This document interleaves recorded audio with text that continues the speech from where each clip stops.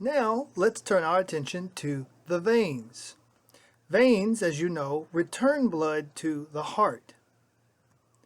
Veins start at the extremities of the body where you have smaller veins that merge into larger veins that merge into even larger veins, eventually returning blood to the right atrium.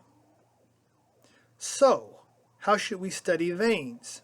We shouldn't study them like roads on a map, but more like rivers on a map. Well, what do I mean by that?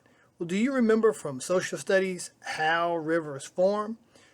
If we were to take a trip up into the mountains, we'd find that there is snow that's melting, forming little streams. And those little streams merge to form bigger streams. And then those bigger streams merge to form rivers. And then several small rivers merge and form even larger rivers. And eventually those rivers flow into the ocean.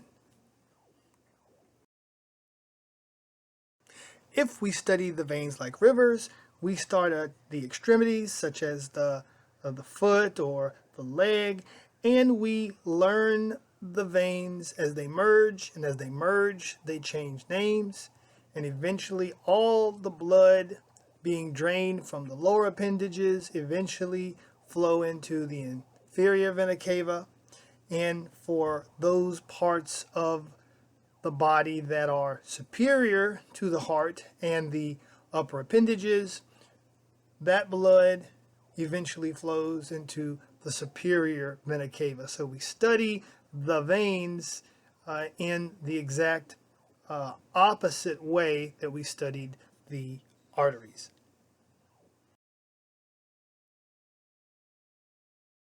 Now that you understand how we're going to learn the veins, let's look at the veins starting in the forearm and working our way back toward the heart.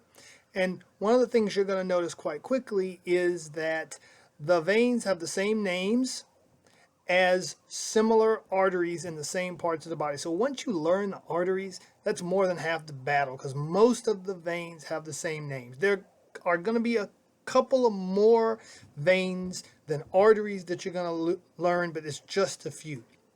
So in the forearm, running along the ulna is the ulnar vein. Running along the radius is the radial vein. Those two veins merge to form the brachial vein.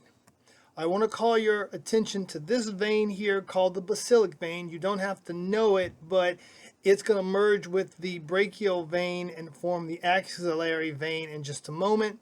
I do want to call your attention to the cephalic vein. The cephalic vein is a new vein. There's no similar, there wasn't a cephalic artery. So I'll put a little asterisk there to let you know, hey, this is new. The cephalic vein.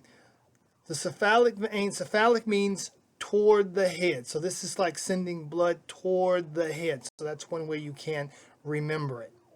The basilic vein and the brachial vein merge to form the axillary vein. That axillary vein and the cephalic vein merge to form the subclavian vein. The subclavian vein then merges with the external and internal jugulars, and the easy way to distinguish between the internal and the external is, well, the internal is more medial than the external.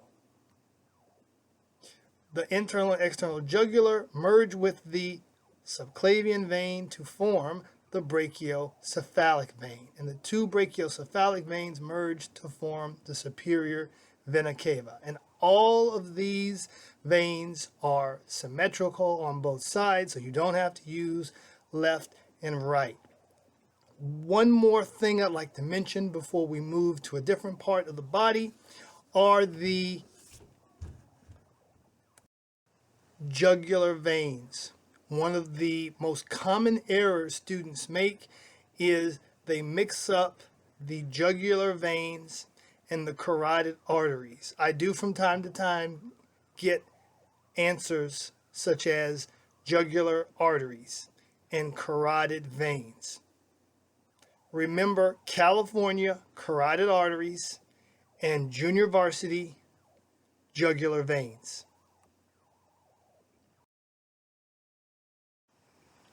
Before we leave the upper appendage, I do want to discuss one additional vein, and that is the median cubital vein. This vein is found on the anterior elbow. It is a common site for withdrawal of blood for blood samples, as well as to place an IV. It's one that I'm sure you're familiar with. I put a little asterisk by it because there was no similar artery that you had to know.